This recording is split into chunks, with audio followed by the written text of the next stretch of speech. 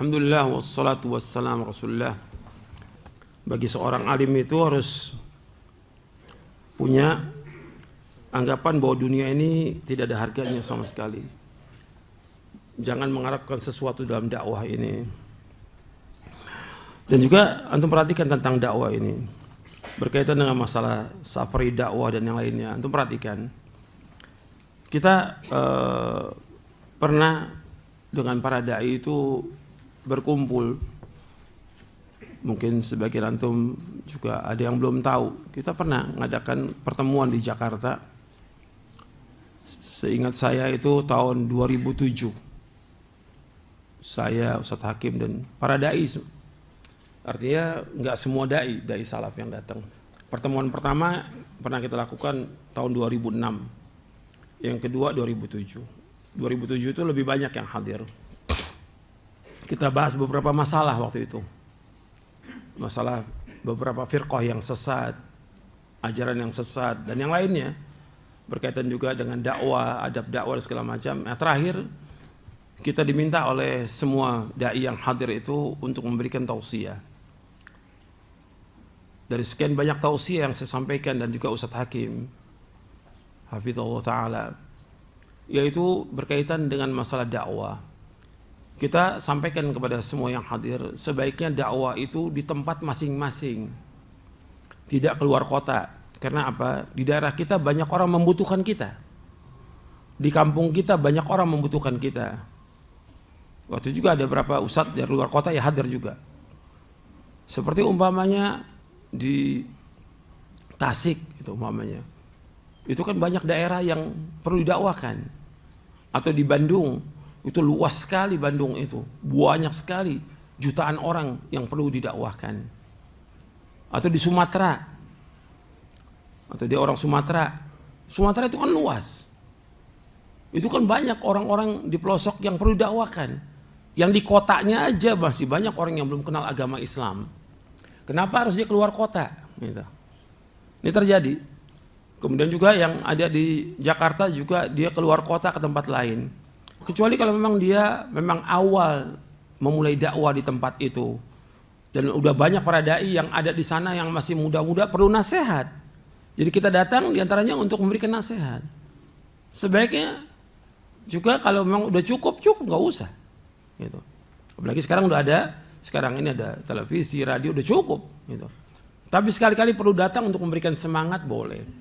Tapi kalau kita lihat yang ada ini, yang muda-muda datang ini. Ketika datang ke satu kota, dia juga mesti lihat si dai ini. Di kota itu ada nggak para dainya? Kayak sekarang ini hampir semua dai datangnya kemana? Jakarta. Kenapa Jakarta?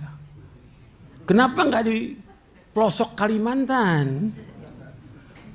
Kenapa nggak di pelosok Sumatera? Kenapa nggak di pelosok timur-timur? Kenapa Jakarta? Itu tandanya ada 10 tanda tanyanya tuh. Kenapa? Berarti Jakarta tempat yang basah.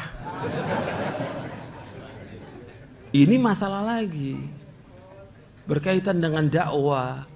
Antum nih dakwah karena Allah atau nyari sesuatu. Dari apa yang ditanyakan tadi itu, jelas ada sesuatu yang dicari oleh dai ini dan juga krunya.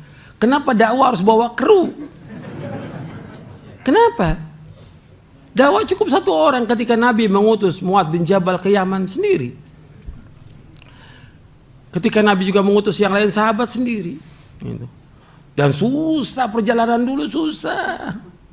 Bawa bekal. Tapi berjalan mereka dengan susah payah.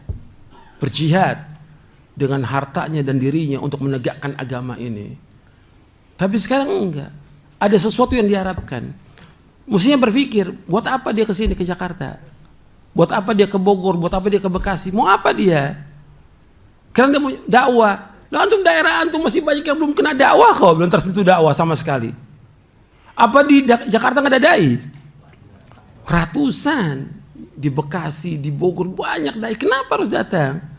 Mesti berpikir, di Jakarta udah banyak dai, kenapa saya harus ke Jakarta? Kan panitia yang panggil, panitianya kok bukan orang pinter kan. Semua panitia orang-orang bodoh. Panitianya bodoh, nggak ngerti agama. Sebagian orang kaya juga dia punya duit. Nggak enak kalau pengajian-pengajian yang penuh gini, nggak enak. Saya mau cari yang enak, duduk di hotel, panggil dai dari luar kota. Karena dia punya duit. Ini orang-orang yang merusak agama. Ini orang-orang yang merusak dakwah. Perusak dakwah, dia nggak menyarankan perusak dakwah. Kenapa? Dia sudah membeli ustadznya dengan apa? Dengan uang. Diimimi dengan uang. Dan ini terjadi. Betul, awalnya si ustadz, awalnya dia dakwah ikhlas karena Allah Ta'ala. Tapi belakangan udah sodorkan uang, tadi kan pertanyaannya gitu. Buat dia segini, buat krunya segini. Ya Allah, mana ada fi'lu salaf seperti ini? Gak ada sama sekali. Antum lihat dalam Al-Quran dong, para anbiya rasul, aku nggak minta harta dari kalian, aku nggak minta ganjaran. La as'alukum alaihi ajra, in ajrai illa ala rabbil alamin. Aku nggak minta upah dari kalian, ganjaranku Allah Ta'ala. Mesti kan begitu. Tapi ini kan enggak seperti itu. Mesti ditolak itu. Tapi kemudian dia minta nih ustadznya minta. Dan krunya juga minta gitu. Ini yang salah ini panitia. Mesti panitia tuh ngaji lagi. Udah jangan sibuk jadi panitia, bubar aja panitia deh.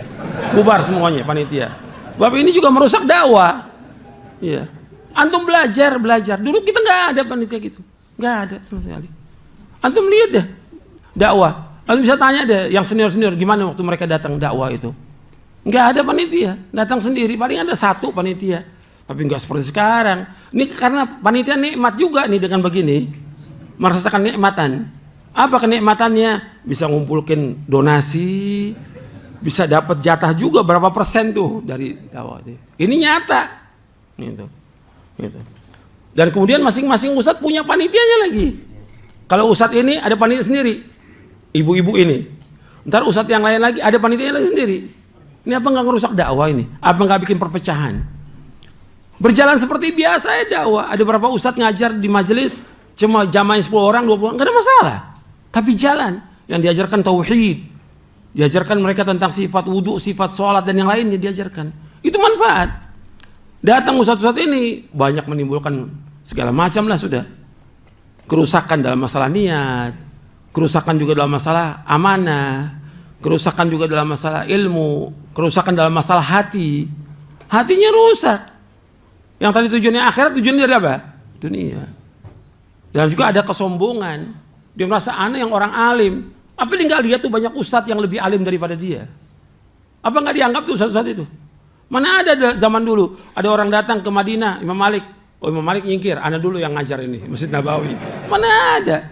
Ada orang datang ke Baghdad umpamanya di Basrah, Imam Ahmad. Oh, Imam Ahmad nyingkir, saya dulu yang nggak ada. Semua tawadhu gitu. Bahkan dia mesti tanya, antum sudah ketemu dengan ustadz-ustadz yang ada di sana? Diizinkan nggak saya untuk datang, untuk ngisi? Mesti kan begitu adabnya. Ini nggak ada adab sama sekali. Yang luar kota ini tidak ada adab sama sekali. Udah, saya udah lihat nggak punya adab sama sekali. Udah, itu adab dalam masalah hubungan manusia dengan manusia. Belum adab lagi dengan yang lain berkaitan dengan masalah uang ini. Nggak punya adab. Ini ngerusak ini. Sekarang ada seorang dai dikasih uang umpamanya 1 juta. Sedangkan yang ngajar rutin di situ cuma dikasih 200.000. Kan ngiri apa enggak itu ustadznya? Ngiri. Dan ini terjadi. Saya waktu tadi saya cerita yang tadi tahun 2007 itu, ketika saya dan Ustadz Hakim sampaikan itu masalah itu. Ustadz Hakim udah ngajar sejak tahun 92 ngajar Sahih Bukhari. Dan saya sudah dakwah juga sejak itu sama dengan Ustadz Hakim. Dan saya udah keliling juga dakwah ke daerah timur, Ustadz Hakim ke daerah Sumatera. Udah jalan, gak ada panitia, jalan aja kita, 1 orang yang biayai udah cukup 1 orang. Jalan dakwah. Gak ribut, gak ada masalah sekali. Dakwah jalan, yang penting dakwah ini sampai kepada umat. Nah, selesai dari pertemuan itu keluar ustadz-ustadz yang di luar kota ngomong, Ustadz Yazid sama Ustadz Hakim hasad. Dengki iri sama kita. Siapa yang iri? Loh, kita udah punya pengajian sendiri di Jakarta dan kita nggak ribut. Kalau mau tanya pengajian, Anda bisa tanya deh di Dewan Dakwah siapa yang ngurus, nggak ada yang ngurus. Siapa yang biayai? Nggak ada yang biayai sama sekali. Sendiri. Mesti antum lihat dong, ngirinya di mana? Ustadz Hakim nggak ada panitianya sama sekali. Jalan. Jadi mestinya berpikir tuh, di mana irinya? Habis itu kita dengan Ustadz Hakim sepakat, udah kita nggak usah bikin pertemuan lagi deh. Udah dah. Ini ternyata yang ngomongin ustadz-ustadz juga. Kita kasih nasihat untuk kebaikan, malah kita dihujat oleh mereka, dibilang hasad. Di mana hasadnya? Gitu. Kita nggak ngarepin apa-apa dari dakwah ini, alhamdulillah dengan izin Allah. Dan antum sekarang datang ke Jakarta, seandainya sendiri aja, kemudian antum mendapatkan uang dengan nilai tertentu, itu buat iri orang-orang di sekitarnya tuh. Baik itu di Jakarta atau di Bekasi atau tempat yang lain.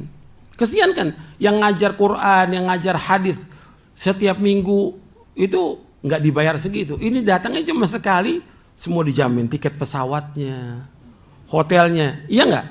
Makannya, mobil buat jalan-jalan. Kadang-kadang ada ustadz juga jalan-jalannya, mobilnya minta yang paling bagus.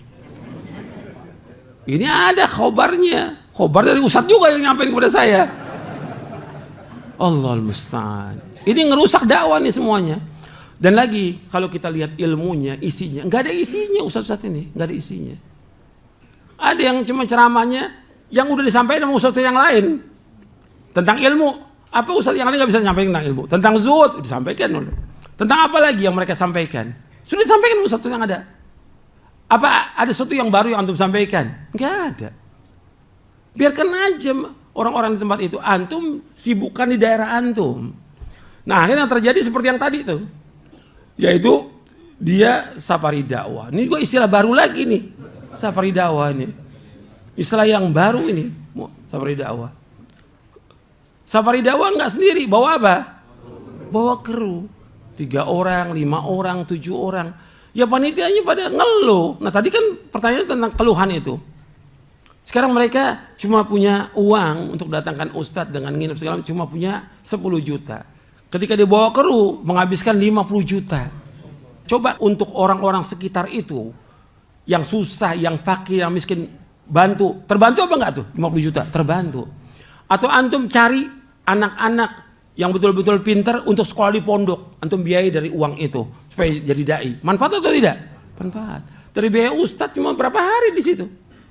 Dikasih uang sampai jutaan. Dan dulu nggak ada dari tabligh akbar bikin donasi, nggak ada. Bahkan sekarang itu sampai nominalnya ada yang lebih dari 10 juta, bahkan ada yang 20 juta. Apa nggak ngerusak dakwah seperti itu? Ngerusak dakwah, ngerusak hati. Rusak nggak hatinya dia? Rusak, hatinya dibeli oleh orang kaya, dibeli oleh panitia. Rusak hatinya orang-orang yang sekitar itu kan. Ada ngiri atau tidak? Ngiri dong. Saya ngajar tiap hari nggak dikasih segitu. Ini ustadz cuma sekali datang dikasih segitu. Itu bukan ngirian yang terjadi. Gitu. Dan juga dakwanya tidak masuk. Tujuan dakwah apa sih? Tujuan, saya dulu pernah sampaikan supaya tidak ada alasan bagi manusia di hadapan Allah. Berarti dia menyampaikan kepada siapa? Orang-orang yang belum ada dai di tempat itu. Iya kan? Kalau di Jakarta, di Bekasi, udah ada dai belum? Udah banyak dai. Udah sampai itu dakwah kepada mereka. Yang kedua, memberikan hidayah kepada manusia ke jalan yang lurus. Juga mereka sudah sampaikan ilmu itu. Memberikan hidayah. Dan dalilnya sudah saya sebutkan bahwa Nabi SAW tujuan dakwanya wa innaka la tahdi ila siratal mustaqim, dan engkau Muhammad mendakwakan manusia ke jalan yang lurus. Kemudian tujuannya juga untuk mengeluarkan manusia dari kegelapan syirik kepada cahaya tauhid, dari kegelapan bid'ah kepada cahaya sunnah. Sudah dilakukan oleh para dai di daerah itu. Sudah. Kemudian yang ketiga, supaya lepas tanggung jawab dari Allah. Kalau para dai udah nggak perlu lagi, karena di daerahnya juga yang perlu dia tanggung jawab berat di daerahnya itu, banyak jutaan di daerahnya yang belum sampai dakwah. Lah kenapa harus ke Jakarta? Kenapa harus ke Bogor? Tempat kedatangan selalu di, atau tempat-tempat yang lain, ya, yang artinya di sana ya kasarnya ya ada uangnya dia. Tapi nih keluhannya udah banyak nih. Keluhan banyak. Saya juga bukan dari pertanyaan, dari mendengar langsung dari beberapa ustadz juga sampai kepada saya. Ada beberapa tempat yang datangin ustadz dia nggak sanggup lagi. Untuk apa? Untuk bayar biaya ini, safari dakwah ini. Kata dia, Ustaz, saya panggil untuk mereka pertama kali dan terakhir, nggak mau lagi. Jadi pada kapok. Masa dakwah bikin orang kapok? Ya bukan dakwah ini. Masa dakwah juga cari uang? Nggak ada dakwah cari uang. Mana ada para anbiya wa rasul alaihissalam? Mana ada salafus saleh cari duit dalam dakwah? Maksudnya dia berdakwah karena Allah.